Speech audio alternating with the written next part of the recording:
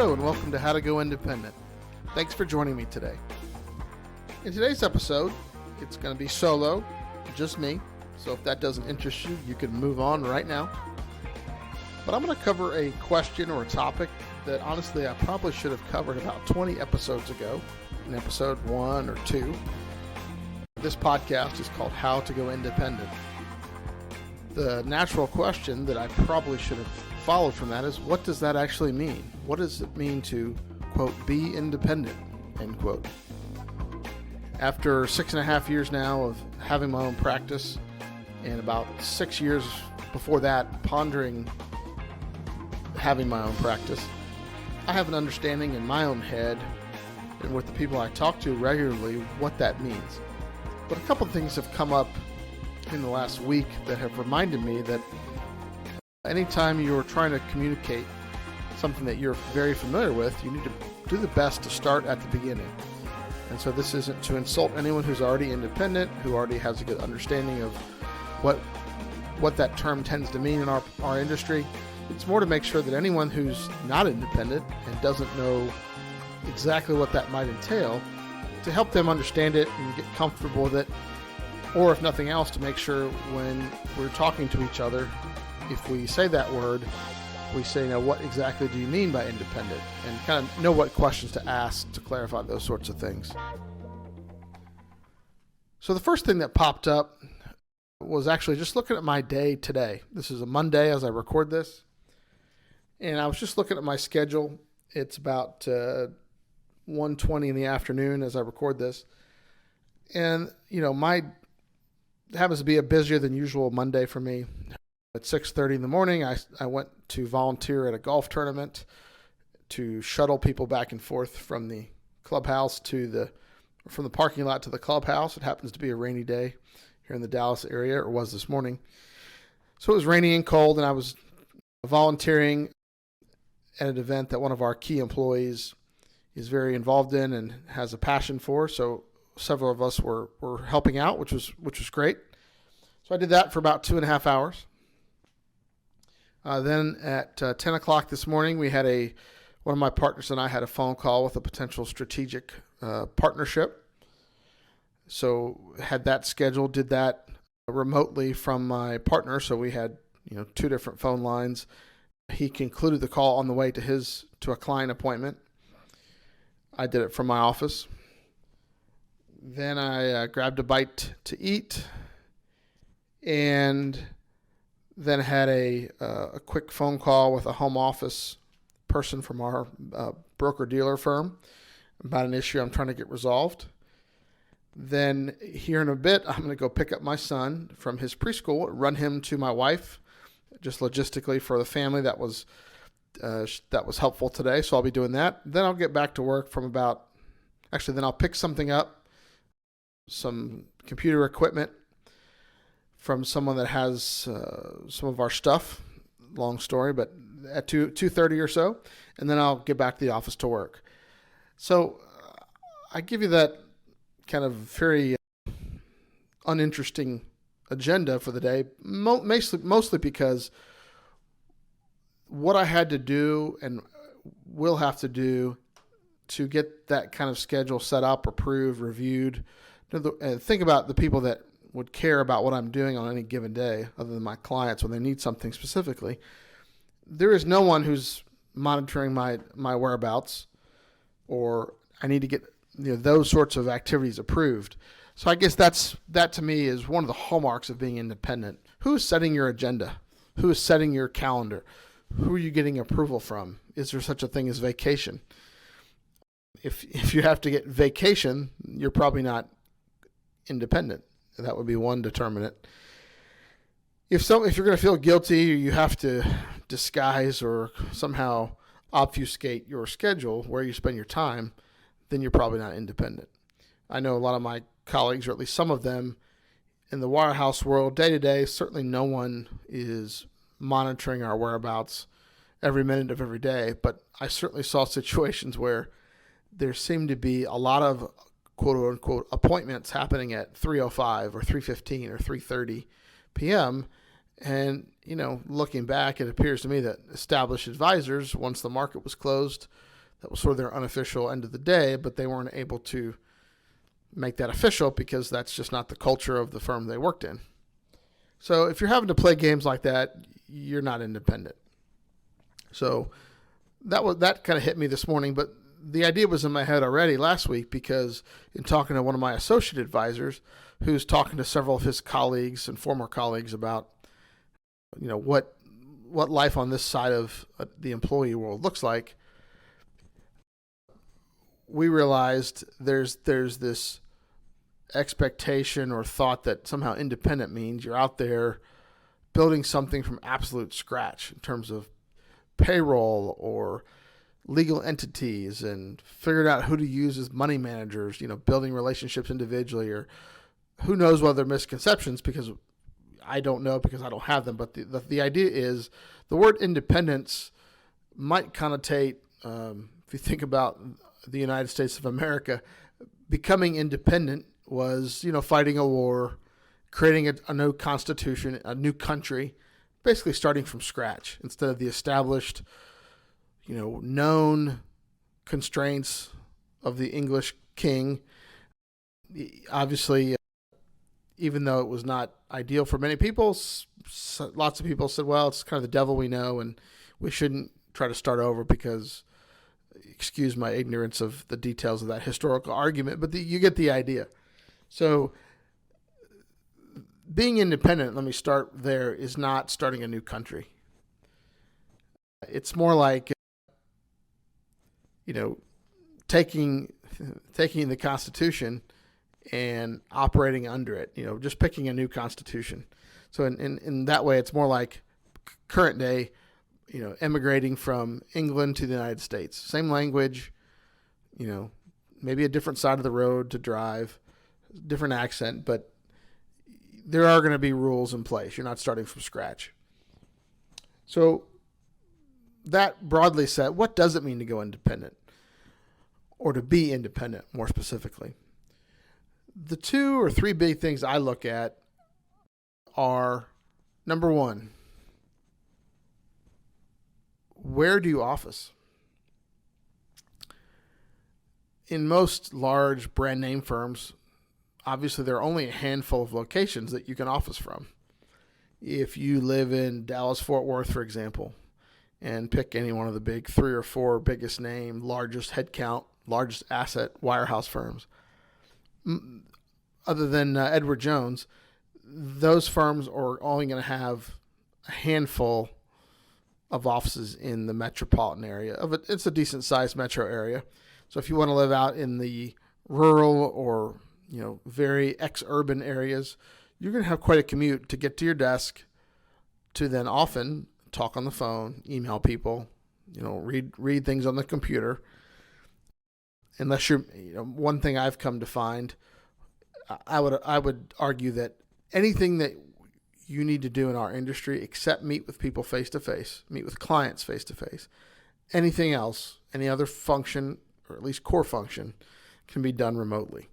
So that doesn't mean you have to work from home out on your farm, but if you want to work 10 miles away or 10 yards away in a Starbucks downstairs, you can do it with a laptop, cell phone, and a decent amount of, relatively light amount of coordination in your cloud-based software. But the bottom line is, who chooses where you office? If you're in a metro area and you love the office and you want to switch to another office, can you do that without approval? If not, you're definitely not independent. So that's one huge flexibility I find, is advisors can craft their own office space solution, whether that's working from the corner of their master bedroom or having an opulent space for their small practice that maybe really shouldn't spend the money, but they decide they want to, then they're welcome to. So deciding how and where you office is a big mark in my mind if you're independent or not. Another huge determinant on what that term means to me is who decides who you hire and let go if necessary. So who determines your staffing? For example, if you have to have $1.3 million in revenue to have your own assistant, besides the fact that seems ridiculous to me from just a business case, then you're not independent. I don't care if that number is 100,000 or 200,000 or 800,000 or $1.3 million or $3 million.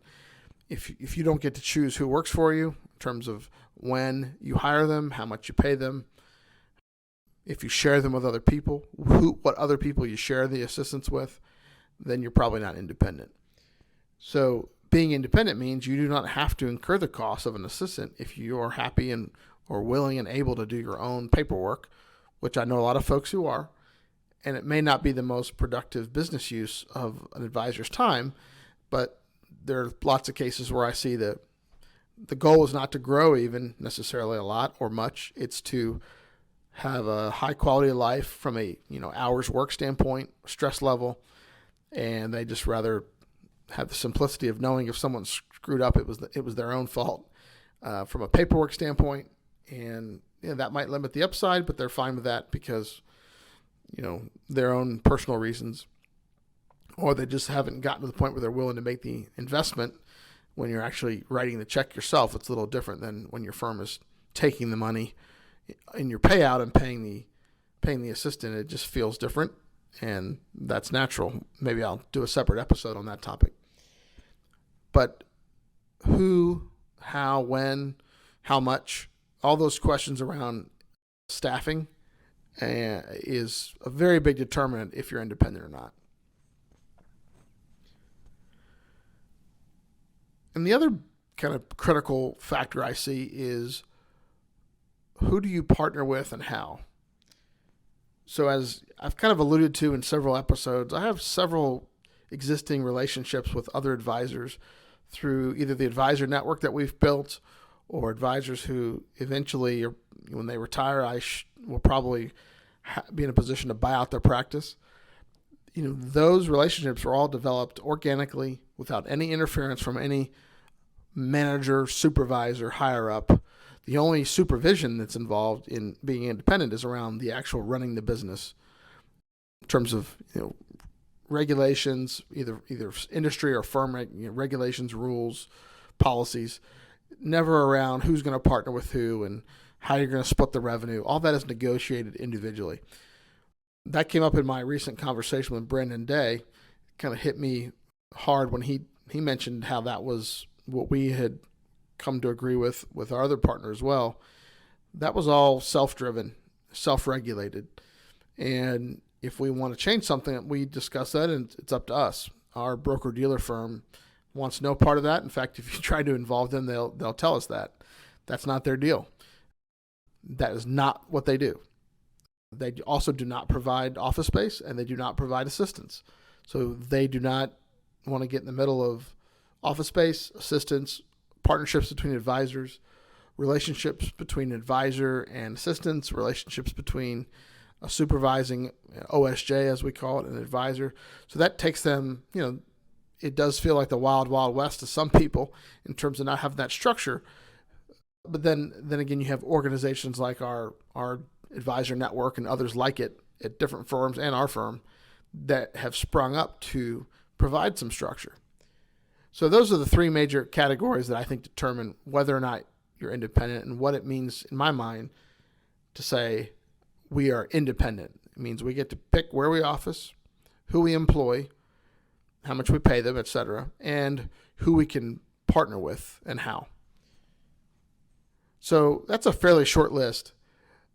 What being independent does not mean, from my perspective and experience, is it doesn't mean you're going to be completely starting from scratch on your own with everything. And I forget that advisors who at firms who give them day-to-day operational independence. For example, Edward Jones is great in that you have your own office, so there's no one there to look over your shoulder. That's one of the benefits of that model. It appealed to me when I got there. It appealed to me when I left.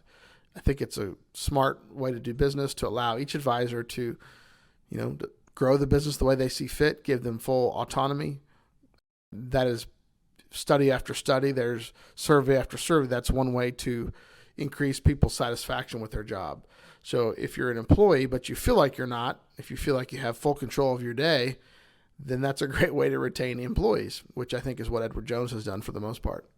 And I use that example because, one, they have a different office structure, and two, I'm pretty familiar with it, having spent 3 years there. So being independent does not mean you have to start from scratch. What you do have to do is make educated decisions on what you want to do for office space, which again takes more work than being told where to go or having very few options. That's a given, but it's really not the hurdle that I think many of you might think it is. There are 3 or 4 easy, obvious kinds of offices you can look at. There's executive suites. There's sharing small office space with another advisor. There's plugging into a bigger network and the benefits that might entail. So there are people who are willing and able to help you solve that problem if you don't want to figure it out yourself. The trade-off is it might cost you a little bit of that huge payout increase you now have. You might spend that on someone making that easy for you, either that through a network of advisors who charge you a small portion of your revenue, or an executive suite, which is fairly expensive per square foot, but it's also very simple. So you're not going to have to negotiate your own office space lease for the rest of your life. And if you do, it'll be because you want to. And, you can get pretty good terms if you're willing to sign a long-term lease on your own office space. That's another option. The staffing issue, same idea. There are people out there that will provide support. At least at our broker-dealer and my network, we've built that. A lot of our firms that look like us have done the same at our broker-dealer and others. If you were to go pure RIA, which I can talk about in another episode, the differences, but the custodian will have resources to help you get up and running. You'll have business partners in your custodian, your broker-dealer, and or your OSJ network. A lot of resources to help you get started. We all realize in going independent, there's a huge barrier to kind of making the leap, and getting reestablished quickly is a huge priority for not only you, but for whoever's in business with you. Because if we take a small cut of your revenue, we don't get paid until you start generating revenue. So there's a great alignment of incentives. So, finding the right staff, certainly lots of people find people they know and train them eventually to become their assistants, or they share. And, there are all kinds of ways to solve that, but it doesn't mean you have to start from scratch and interview 100 people and do background checks and do this and that. That is not necessarily what independence means. And there's nothing saying you have to have an assistant either. So that's a big part of being independent, is to making that decision. But again, it doesn't have to be this massive undertaking. Each one of these pieces is important and might take some time. But with the right planning, it's not overwhelming at all. And there's lots of help out there. So that might be, if you're the type of person who likes the plug and play nature of a wirehouse, maybe the decision isn't which printer do I buy and what kind of router do I get. It's which network am I going to find to plug into that gives me a great value for telling me the best resources to use, getting me the 80 or 90% solution so I can get to work helping my clients and not worrying about office space and how to find an assistant and what kind of laptop to buy. They've already got these sort of best practices, or hey, this is a good solution. Here's our standard recommendations, and go from there. So there's all kinds of in-between models of how to bridge this idea of being completely on your own and being plugged in as an employee where everything's cookie cuttered. You have very little flexibility. And then the next part is the partnership, or who do you work with aspect. Again, that you don't even have to have it come into play, but if you come across someone that you personally know or develop a relationship with, you're welcome to explore whatever fit there is, sharing resources, coaching each other, or holding each other accountable, kind of having an accountability partner in terms of, I'm trying to do this with my business or that with my business. if you need someone for succession planning to make sure if something happens to you, your family gets paid the value of your business. We see people get together all the time that don't know each other overly well, but kind of come to know each other well because they have a similar goal that they need someone to be the beneficiary of their business, so that if something happens to them, that asset they've built, the value is passed on to their family. So again, there's a wide range of options in getting help. Some of them might cost a lot more than is worth, at least if you compared to if you did it yourself. So I recommend people kind of comparing, at least having a ballpark of what it would look like cost-wise to do something themselves, and then get a quote, compare a couple options for plugging into a group or having more of a plug-and-play approach, and see what the difference is.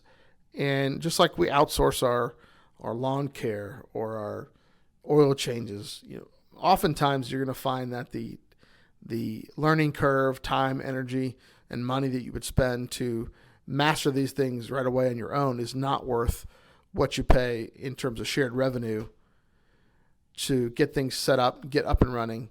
And then the good news is, even if you decide you do want to do everything yourself at some point, there are solutions out there that will allow you to get up and running as an independent advisor with some support, but they're not locking you in for any significant period of time, so that after 6 months, a year, 2 years, whatever the time frame, you can have your business up and running and make sure your clients are taken care of with the change, and then revisit the vendors, the arrangements you have, make sure you're happy with them. And if you decide you'd rather create your own, you're free to do so, as long as you have entered into a relationship with someone who that was clear up front. You've got that in writing if necessary. If there is any question about whether someone will allow you to do that, then you probably shouldn't be dealing with that network or provider in the first place. But generally speaking, you're going to be free to do what you think is best for you with whatever vendor you're working with.